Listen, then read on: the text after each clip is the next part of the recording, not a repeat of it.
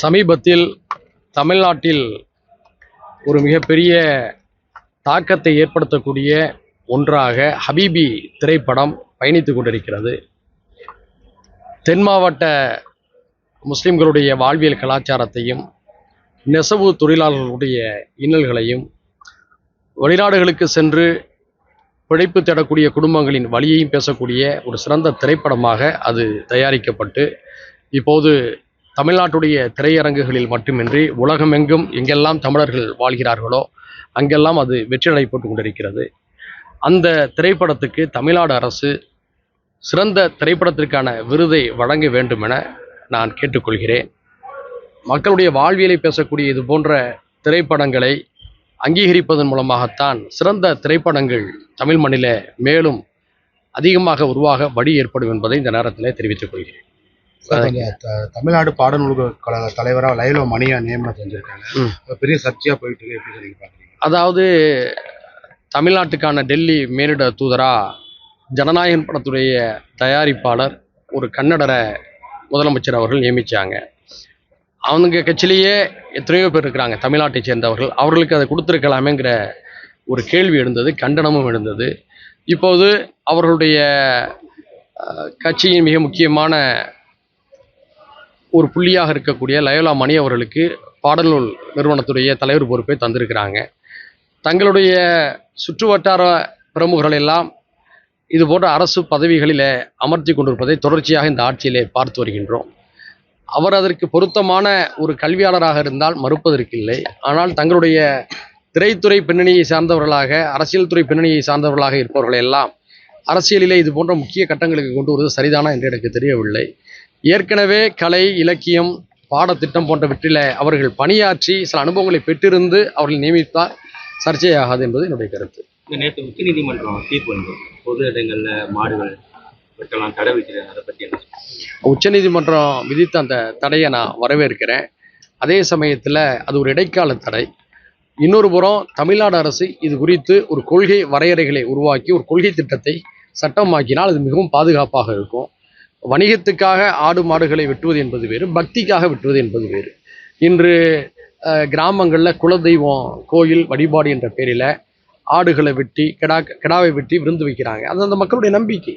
அதே போன்று பக்ரீத் பண்டிகை நேரங்களில் கால்நடைகளை குர்பானி என்று இறைபலி கொடுக்குறாங்க. அது அவங்களுடைய நம்பிக்கை.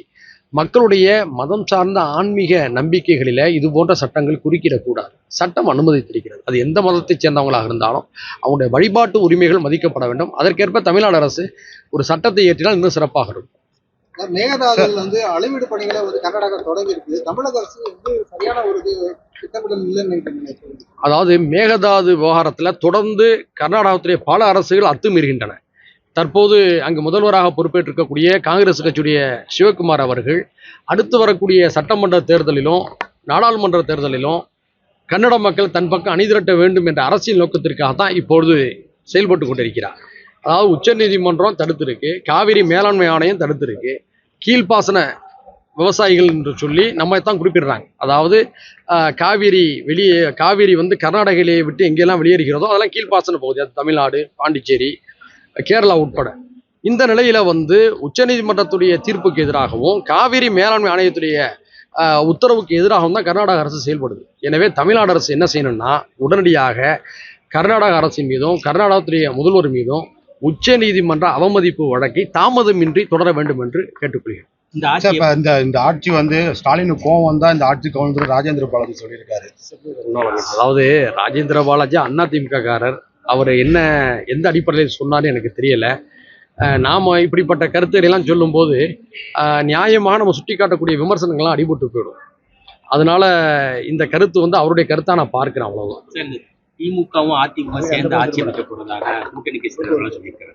நாங்க அதனாலே வெளியே வந்தோம்னு சொல்றாங்க. அது உண்மையா பொய்யா? அதாவது பேராசிரியர் காதர் மொய்தீன் அப்படி சொன்னதாக பேராசிரியர் காதர் மொய்தீன் நான் பேராசிரியர் காதர் மொய்தீன் தொலைக்காட்சியில் வெளிப்படையா சொன்னாரு. கேளுங்களேன். மற்றபடியாக இதுவரை அதிகாரப்பூர்வமாக எந்த தலைவர்களும் இதை சொல்லல. உதாரணத்துக்கு திரு எடப்பாடி பழனிசாமி அவர்கள் சொல்லியிருந்தால் அல்லது தளபதி மு.க. ஸ்டாலின் அவர்கள் சொல்லியிருந்தால் அது பரிசீலிக்கலாம்.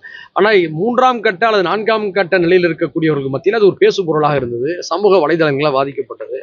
பேராசிரியர் காதர் மீதன் அவர்கள் கூட ஒரு பேட்டியில் 2-3 பேட்டியில் அதை பற்றி அவர் சொல்லியிருந்தார். ஆனால் முதல்நிலை தலைவர்களாக இந்த 2 கட்சியிலே உள்ளவங்க சொல்லலை. அதே நேரத்தில் நான் என்ன சொல்கிறேன்னா, ஏன் அண்ணாவின் தம்பிகள் கை குலுக்க கூடாதா? அண்ணாவுடைய தத்துவ தம்பிகள் ஒன்று சேர்ந்து உரையாடக்கூடாதா? இதில் என்ன தவறு இருக்க முடியும்? எதிரும் புதிருமான கட்சிகள் எல்லாம் ஒரு பொது நன்மைக்காக தேசிய அளவில் ஒரு கூட்டணிக்கு முயற்சி செய்கிறார்கள். உதாரணத்துக்கு காங்கிரஸும் திரிணாமுல் காங்கிரஸும் மேற்கு வங்கத்தில் எதிரும் புதிருமான கட்சிகள், கம்யூனிஸ்டுகளும் காங்கிரஸும் கேரளாவில் எதிரும் புதிருமான கட்சிகள். அவர்கள்லாம் ஒரு இந்தியா கூட்டணியில் வந்து பாஜகவுடைய பாசிச அரசியலை வீழ்த்த வேண்டும் என்பதற்காக ஒன்று கூடி சிந்திக்கிறார்கள். அது போன்ற ஒரு கருத்து வந்து உருவாகி இருக்கலாம் என்று நான் கருதுகிறேன். ஆனால் இதை திமுகவுடைய தலைவரும் அதிமுக பொதுச் செயலாளரும் சொன்ன பிறகுதான் நம்ம உறுதியாக வாதிக்க முடியும். அவர் சி.வி. சண்முகமே சொல்லியிருக்கிறாரு. சி.வி. சண்முகமே எங்கள்கிட்ட வந்து அதிமுக திமுக ஆட்சி அமைக்க போறோம், அதனால நாங்கள் வெளியே அவரே சொல்லியிருக்காரு. நான் சொன்னேன்ல, ஏற்கனவே பேராசிரியர் காதர் சொல்லியிருக்காரு, சி.வி. சண்முகம் சொல்லியிருக்காரு. ஆனால் அந்த அதான் கம்யூனிஸ்டுக்காரர்கள் எனக்கு சொன்னாங்களா எனக்கு சரியா தெரியல. பேபி அவர் சொல்லிட்டு அவர் வாபஸ் வாங்கிட்டார். சரியா? ஆனால் வந்து இந்த விவகாரத்தில் ஏற்கனவே நான் சொன்ன கருத்து தான், அண்ணாவின் தம்பிகள் கை குலுக்க கூடாதா? இதுதான் என்னுடைய கேள்வி. ஆனால் அப்படி நடந்துச்சா இல்லையாங்கிறத திமுகவுடைய தலைவரும் அதிமுக பொதுச் செயலாளர் சொன்ன பிறகுதான் நம்ம ஆழமாக வாதிக்க முடியும்.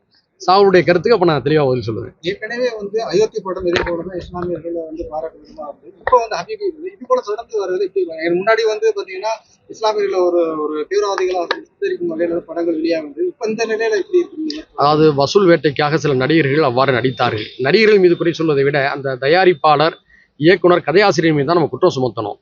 அதே சமயத்துல இப்போ வந்து அத்தகைய தவறான கண்ணோட்டம் மாறி அயோத்தி போன்ற படங்கள், ஹபீபி போன்ற படங்கள், ஃபர்ஹானா போன்ற படங்கள் எல்லாம் அடுத்தடுத்து வெளிவருவது வந்து ஆரோக்கியம். ஏன்னா ஒரு சமூகத்தை குற்றவாளி கூண்டில் வந்து நிறுத்தும் என்ன நியாயம்? இப்படிதான் தென் மாவட்டத்தில் ஒரு குறிப்பிட்ட சமூகத்தை குற்ற பரம்பரையாவே சித்தரிச்சாங்க.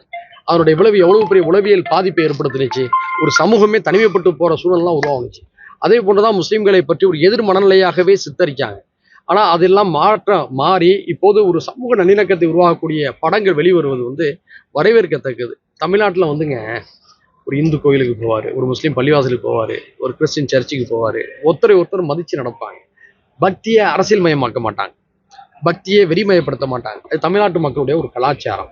அந்த கலாச்சாரத்தை பாதுகாக்கக்கூடிய வகையில் வரக்கூடிய எல்லா படங்களையும் நம்ம வந்து ஊக்குவிக்கணும். அரசாங்கம் வந்து பரிசீலித்து அதையெல்லாம் வந்து வளர்த்தெடுக்கணும்னு நம்ம விரும்புகிறோம். இந்த ஆட்சி எப்படி சார் இருக்கு? இந்த ஆட்சி வந்து எத்தனை நாள் ஆச்சு? இப்போ 60 நாள் ஆயிடுச்சா? சரி, 60 நாள் ஆயிட்டு. 6 மாதம் போனதுக்கப்புறம் தான் மதிப்பீடு செய்ய முடியும். அதே நேரத்தில் வந்து அவங்க டாஸ்மாக் கடைகளை 717 கடைகளை மூடினாங்க. அது ஒரு நல்ல விஷயம், நான் அதை பாராட்டுறேன். படிப்படியாக பூரண மதுவிலக்கை அமல்படுத்தினாங்கன்னா நிச்சயமாக ஒரு நல்ல மதிப்பெண் போடலாம். காத்திருப்போம், ஒரு 6 மாதம் காத்திருப்போம். மதிப்பெண் போடக்கூடிய அளவுக்கு நாட்கள் இன்னும் கிடக்கல. ஏன்னா அப்போதான் ஆட்சிக்கு வந்திருக்கிறாங்க, அனுபவ குறைவுன்னு சொல்கிறாங்க, புதியவர்கள், அவங்கள்ட்ட குறைகளும் இருக்குது. அதே சமயத்தில் ஒரு 6 மாத காலத்துக்கு அப்புறம் தான் வந்து அதை சீர்தூக்கி பார்க்கணும். அதுவரை அவ்வப்போது நடக்கக்கூடிய தவறுகளை நம்ம சுட்டி காட்டுறோம். அவங்களோட வாக்குறுதிகளை அமல்படுத்துவதற்கு ஒரு அவகாசம் தேவைதானே. 6 மாதத்திலிருந்து 1 வருஷத்துக்குள்ள அவங்க அதையெல்லாம் செய்ய தவறினாங்கன்னா கண்டிப்பாக நம்மலாம் கடும் விமர்சனத்தை முன்வைப்போம். மதிப்பெண்களையும் 100க்கு எவ்வளோன்னு சொல்லி போடுவோம். இப்போ மதிப்பெண் போடக்கூடிய ஒரு காலகட்டம் உருவாகணுங்கிறது தான் என்னுடைய கருத்து. நன்றி.